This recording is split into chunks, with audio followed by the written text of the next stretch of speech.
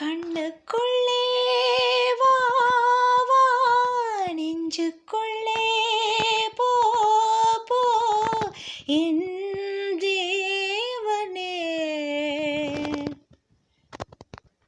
இது புட்டு ஸ்ரிம் போட்டு பிரட்டினான், அதான் இப்படி கலரில் இருக்குது.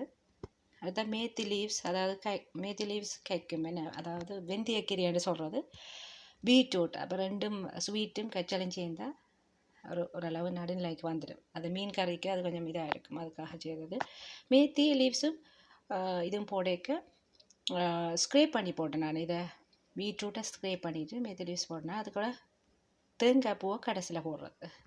அடுத்து கோல்டன் பும்பானோன்னு சொல்கிற மீன் இது. இது ஸ்பினாச்சும் பருப்பும். ஓகே, பருப்பு கடைசியில் போடுற. ஸ்பினாச் கிரைண்ட் பண்ணுவோம். ஓகே, ஸ்பினாச் இஸ் கீரை. தேங்காய் பால் கடைசியில் விட்டேன்னா, ஆனால் தாளிக்கையில். நன்றி.